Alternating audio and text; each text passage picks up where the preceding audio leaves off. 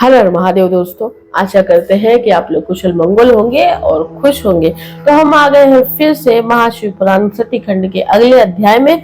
तो पिछला अध्याय जो था उसका रिकैप ये है कि आपने 15वां अध्याय देखा था, जिसमें जो माता सती हैं, जो आदि शक्ति है, उन्होंने इंसानी जन्म में रूप लिया, इंसानी रूप में जन्म लिया माता सती के रूप में, और उन्होंने तप करना शुरू कर दिया, तपस्या करना शुरू कर दिया महादेव को पाने के लिए। सो जो देवी देवता थे, जो विष्णु जी थे, वो महादेव के पास जाते हैं और उनकी सुंदर स्तुति करते हैं। और आशा है कि आपने वो जरूर श्रवण किया होगा। तो आप जरूर कमेंट करके बताइएगा कि आपने श्रवण किया है नहीं, और आपको महादेव की स्तुति कैसे लगी। और चैनल को सब्सक्राइब जरूर करिएगा, क्योंकि बहुत सारे अध्याय, बहुत सारी चीजें आने वाली हैं। ठीक है, तो चलिए अभी हम आगे बढ़ते हैं महाशिव पुराण सती खंड के 16वें अध्याय में। और 16वां अध्याय क्या कहता है देखते हैं। ब्रह्मा और विष्णु द्वारा शिव से विवाह के लिए प्रार्थना करना तथा उनकी इसके लिए स्वीकृति लेना। ब्रह्मा जी बोले, भगवान विष्णु आदि देवताओं द्वारा की गई स्तुति को सुनकर सबकी उत्पत्ति करने वाले भगवान शंकर बड़े प्रसन्न हुए और जोर से हंसे। ब्रह्मा जी और भगवान विष्णु को साथ आया हुआ देखकर महादेव जी ने हम लोगों से यथोचित वार्तालाप करके हमारे आगमन का कारण पूछा। रुद्र बोले, हे हरे, हे विदे, हे देवताओं और हे महर्षियों, आप लोग आज निर्भय होकर अपने आने का ठीक ठीक कारण बताइए। आप लोगों की स्तुति से मैं बहुत ही प्रसन्न हूँ। आप लोग किस लिए यहाँ आए हैं, कौन सा कार्य आ पड़ा है, वो सब मैं सुनना चाहता हूँ। ब्रह्मा जी बोले, हे मुने, महादेव जी की इस प्रकार पूछने पर सभी लोगों का पितामह मैं ब्रह्मा भगवान विष्णु की आज्ञा से कहने लगा, हे देवादिदेव, हे महादेव, हे करुणा सागर, हे प्रभु, हम दोनों इन देवताओं और मुनियों के साथ जिस उद्देश्य से यहाँ आए हैं उसे सुनिए। हे वृषभध्वज, विशेष रूप से आपके लिए ही हम लोग यहाँ आए हैं, क्योंकि हम तीनों सहायतार्थी हैं। सृष्टि चक्र के संचालन रूप प्रयोजन की सिद्धि के लिए एक दूसरे के सहायक हैं। सहारथी को सदा परस्पर यथा योग्य सहयोग करना चाहिए, अन्यथा ये जगत टिक नहीं सकता। हे महेश्वर, कुछ ऐसे असुर उत्पन्न होंगे जो मेरे द्वारा मारे जाएंगे, कुछ भगवान विष्णु के द्वारा और कुछ आपके द्वारा वध होंगे। हे महाप्रभु, कुछ असुर आपकी माया के द्वारा वध को प्राप्त होंगे। आप भगवान शंकर की कृपा से ही देवताओं को सदा उत्तम सुख प्राप्त होगा। घोर असुरों का विनाश करके आप जगत को सदा स्वास्थ्य एवं अभय प्रदान करेंगे। आप राग द्वेष रहित योग युक्त एवं सर्वथा दयालु हैं, इसलिए हो सकता है कि आप असुरों का वध ना करें। हे ईर, जब ये आराधना करके वर प्राप्त कर लेंगे तब सृष्टि की स्थिति किस प्रकार रहेगी, इसलिए वे वृषभध्वज उचित यही है कि आप इस सृष्टि की स्थिति के लिए सदैव असुरों का वध करते रहे। यदि सृष्टि पालन तथा संहार कर्म न करने हो तब हमारा तथा माया का भिन्न भिन्न शरीर धारण करना सार्थक नहीं रहेगा। वास्तव में हम तीनों एक ही स्वरूप वाले हैं, किंतु कार्य के भेद से भिन्न भिन्न शरीर धारण करके स्थिति है। यदि कार्य भेद ना सिद्ध हो तब तो हमारे रूप भेद का कोई प्रयोजन ही नहीं है। परमात्मा महेश्वर एक होते हुए भी अपनी माया के कारण ही तीनों रूपों में विभक्त है। वे प्रभु अपनी लीला से स्वतंत्र है। श्री हरि उनके वाम अंग से उत्पन्न हुए, मैं ब्रह्मा उनकी दाहिनी अंग से उत्पन्न हुआ, और आप उन सदाशिव के हृदय से उत्पन्न है। अतः आप ही शिव जी के पूर्ण रूप है। हे प्रभु, इस प्रकार भिन्न स्वरूप वाले हम तीन रूपों में प्रकट है, और जो वस्तुतः उन शिवाशिव के पुत्र ही हैं। हे सनातन, इस यथार्थ तत्व को आप हृदय से अनुभव कीजिए। हे प्रभु, मैं और भगवान विष्णु आपके आदेश से प्रसन्नता पूर्वक लोक की सृष्टि और पालन का कार्य कर रहे हैं, तथा कारणवश सपत्निक भी हो रहे हैं।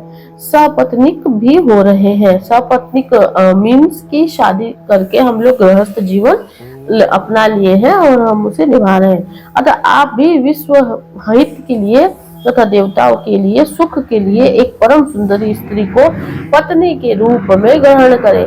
हे महेश्वर, एक और बात सुनिए। मुझे पहले के वृत्तांत का स्मरण हो गया आया है, जिसे पूर्व काल में आपने ही शिव स्वरूप से हमारे सामने कहा था। हे ब्राह्मण, मेरा ऐसा उत्तम रूप आपके अंग से प्रकट होगा जो लोक में रुद्र नाम से प्रसिद्ध होगा। आप ब्रह्म सृष्टि करता होंगे, श्री हरि जगत का पालन करने वाले होंगे, तथा मैं सद्गुण रुद्र रूप होकर संहार करने वाला होगा। मैं एक स्त्री के साथ विवाह करके लोक का उत्तम कार्य करूंगा। हे स्वामी, आप अपने द्वारा कहे गए वचन को याद करके अपनी प्रतिज्ञा को पूर्ण कीजिए। हे स्वामी, आपका आदेश है कि मैं सृष्टि करूं, श्री हरि पालन करे और आप स्वयं संहार के हेतु बनकर प्रकट हो। सो आप साक्षात शिव ही संहारकर्ता के रूप में प्रकट हुए हैं। आपके बिना हम दोनों अपना अपना कार्य करने में समर्थ नहीं है, अतः आप लोक हित के कार्य में तत्पर एक कामिनी को स्वीकार करें।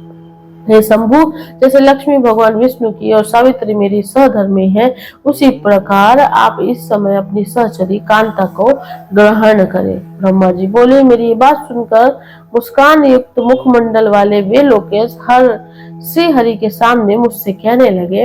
ईश्वर बोले, हे ब्रह्मा, हे विष्णु, आप दोनों मुझे सदा ही अत्यंत प्रिय हैं। आप दोनों को देखकर मुझे बड़ा आनंद मिलता है। आप लोग समस्त देवताओं में श्रेष्ठ और त्रिलोक के स्वामी हैं। लोकहित के कार्य में मन लगाए रहने वाले आप दोनों का वचन अत्यंत गौरवपूर्ण है। किंतु हे सूर श्रेष्ठगण, सदा तपस्या में संलग्न रहकर संसार से विरक्त रहने वाले और योगी के रूप में प्रसिद्ध मेरे लिए विवाह करना उचित नहीं है। जो निर्वृत्ति के सुंदर मार्ग पर स्थित अपनी आत्मा में ही रमण करने वाला निरंजन अवधूत देह वाला ज्ञानी आत्मदर्शी, कामना से शून्य, विकार रहित, अभोगी, सदा अपवित्र और अमंगल वेशधारी है, उसे संसार में कामनी से क्या प्रयोजन है, ये इस समय मुझे बताइए। मुझे तो सदा केवल योग में लगे रहने में ही आनंद आता है। ज्ञानहीन पुरुष ही भोग को अधिक महत्व देता है। संसार में विवाह करना बहुत बड़ा बंधन समझना चाहिए। इसीलिए मैं सत्य सत्य कहता हूँ कि उसमें मेरी अभिरुचि नहीं है। आत्मा ही अपना उत्तम अर्थ या स्वार्थ है। उसका भली भांति चिंतन करने के कारण लौकिक स्वार्थ में मेरी प्रवृत्ति नहीं होती है। तथापि आपने जगत के हित के लिए हितकर जो कुछ कहा है उसे मैं करूंगा। आपके वचन को गरिष्ठ मानकर अथवा अपनी कही हुई बात को पूर्ण करने के लिए मैं विवाह अवश्य करूंगा, क्योंकि मैं सदा अपने भक्तों के अधीन रहता हूँ। हे हरे, हे ब्राह्मण, परंतु मैं जैसी नारी को प्रिय पत्नी के रूप में ग्रहण करूंगा और जिस शर्त के साथ करूंगा उसे सुने। मेरा वचन सर्वथा उचित है। जो नारी मेरे तेज को विभाग पूर्वक ग्रहण करने में समर्थ हो, उस योगिनी तथा काम रूपनी स्त्री को मेरी पत्नी बनाने के लिए बताए। जब मैं योग में तत्पर रहूं तब उसे भी योगिनी बनकर रहना होगा, और जब मैं काम सक्त हूँ तब उसे भी कामिनी के रूप में रहना होगा। वेद वेता विद्वान जिन्हें अविनाशी बतलाते हैं, उन ज्योति स्वरूप सनातन शिव तत्व में सदा चिंतन करता हूँ। हे ब्रह्मा, उन सदाशिव के चिंतन में जब मैं ना लगा हूँ तब उस कामिनी के साथ मैं समागम कर सकता हूँ। तो मेरे शिव चिंतन में विघ्न डालेगी, वो दुर्भगा स्त्री मेरी भार्या ना बने। आप ब्रह्मा, विष्णु और मैं तीनों ही महाभाग्यशाली ब्रह्मा स्वरूप शिव जी के अंशभूत हैं, अतः हमारे लिए उनका नित्य चिंतन करना उचित है। हे कमलासन, उनके चिंतन के लिए मैं बिना विवाह के भी रह लूंगा, किंतु उनका चिंतन छोड़कर विवाह नहीं करूंगा। अतः आप लोग मुझे इस प्रकार की पत्नी बताइए जो सदा मेरे कर्म के अनुकूल चल सके। हे ब्राह्मण, उसमें भी मेरी एक शर्त है, उसे आप सुने। यदि उस स्त्री का मुझ पर और मेरे वचनों पर अविश्वास होगा तो मैं उसे त्याग दूंगा। ब्रह्मा जी बोले, उन रुद्र की बात सुनकर मैंने और श्री विष्णु ने मंद मुस्कान के साथ मन ही मन प्रसन्नता का अनुभव किया। फिर मैंने विनम्र होकर ये कहा, हे नाथ, हे महेश्वर, हे प्रभु, आपने जिस प्रकार की स्त्री का निर्देश दिया वैसी ही स्त्री के विषय में आपको प्रसन्नता पूर्वक बता रहा हूँ। वे उमा जगत की कार्य सिद्धि के लिए भिन्न भिन्न रूप में प्रकट हुई है। हे प्रभु, सरस्वती और लक्ष्मी दो रूप धारण करके वे पहले ही प्रकट हो चुकी है।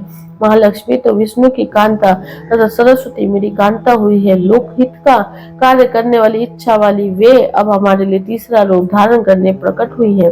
हे प्रभु, हे शिवा, सती नाम से दक्ष पुत्री के रूप में अवतरित हुई है। वे ही आपकी ऐसी भार्या हो सकती है जो सदा आपके लिए हितकारिणी होगी। हे देवेश, वे दृढ़ व्रत में स्थित होकर आपके लिए तप कर रही है। वे महातेजस्वी सती आपको पति रूप में प्राप्त करने की इच्छुक है। हे महेश्वर, उन सती के ऊपर कृपा कीजिए, उन्हें वर प्रदान करने के लिए जाइए और वैसा वर देकर उनके साथ विवाह कीजिए। हे शंकर, भगवान विष्णु की, मेरी तथा सभी देवताओं की यही इच्छा है। आप अपनी शुभ दृष्टि से हमारी इच्छा को पूर्ण कीजिए, जिससे हम इस उत्सव को आदर पूर्वक देख सके। ऐसा होने से तीनों लोकों में सुख देने वाला परम मंगल होगा और सबकी समस्त चिंता मिट जाएगी, इसमें संशय नहीं है। मेरी बात पूरी होने पर चित्त मधुसूदन लीला से रूप धारण करने वाले वत्स वत्सल ईशान से कहने लगे। विष्णु जी बोले, हे देवादिदेव, हे महादेव, हे करुणाकर, हे शंभु, ब्रह्मा जी ने जो भी कहा है उसे मेरे द्वारा कहा गया ही समझिए, इसमें किसी प्रकार का संदेह नहीं है। हे महेश्वर, मेरे ऊपर कृपा करके उसे कीजिए। उन सती से विवाह कर स्त्रीलोक को अपनी कृपा दृष्टि से स्नात कीजिए। ब्रह्मा जी बोले, हे मुने, ये सहकर उत्तम बुद्धि वाले भगवान विष्णु चुप हो गए। तब भत्स वत्सल भगवान शिव जी ने हंसकर तथास्तु कह दिया। तत्पश्चात उनके आज्ञा प्राप्त कर पत्नियों सहित हम दोनों मुनियों तथा देवताओं के साथ अपने अपने अभिष्ट स्थान को अत्यंत प्रसन्नता के साथ चले गए। और इस प्रकार से शिव महापुराण के अंतर्गत द्वितीय रुद्र संहिता के द्वितीय सती खंड में विष्णु और ब्रह्मा द्वारा शिव की प्रार्थना का वर्णन नामक 16वां अध्याय पूर्ण हुआ। हर हर महादेव। दोस्तों, आपने देखा कि ये 16वें अध्याय में महादेव की स्वीकृति लेने के लिए विष्णु जी और ब्रह्मा जी जब उनके पास जाते हैं तो उन्हें बताते हैं कि ऐसे ऐसे स्त्री है और जो कि आदिशक्ति का रूप है। अब इसमें यह है कि महादेव जो है उनको सब मालूम है, वो त्रिकालदर्शी है, उन्हें सब कुछ पता है, आगे क्या होने वाला है, पीछे क्या होने वाला है, सब कुछ। लेकिन फिर भी ये एक लीला है, एक माया रचनी है और ये सृष्टि माया से ही चलती है। उन्होंने ही माया का जन्म किया और वही माया वो कैरी फॉरवर्ड कर रहे हैं, तो इसीलिए वो उनको इन सब में पढ़ना पड़ता है। अब वो है योगी और बहुत बड़े योगी जो कि तप में ही लीन रहते हैं हमेशा और चिंतन मनन करते हैं, लेकिन उन्हें भी उनकी सहकर्मी जो है वो तो उन्हें चाहिए थी, क्योंकि उनका और आदिशक्ति का साथ एक ही है, वो दोनों अलग थे ही नहीं, तो वो हमेशा एक ही रहेंगे। लेकिन फिर अभी जो समाज की सोसाइटी बनाया है और लीला रचा है, माया रचा है, सो जो भगवान जी माया रचते हैं, लीला रचते हैं, वो फॉलो करने के लिए फिर उन्हें वो सब कुछ से गुजरना ही पड़ेगा, वो प्रोसीजर से कि फिर रिश्ता ले जाया जाएगा। फिर ये हाँ बोले, फिर महादेव ने तथास्तु बोल दिया है अभी, तो अभी ये पक्का हो गया है कि भैया अभी फाइनल लड़के ने और लड़की ने हाँ बोल दिया है और अभी आगे बात बढ़ेगी। अभी कैसे होगा, क्या होगा, आप जानेंगे अगले अध्याय में। सो चलिए हम मिलते हैं आपसे अगले अध्याय में, तब तक अपना बहुत बहुत ख्याल रखिए। हर हर महादेव।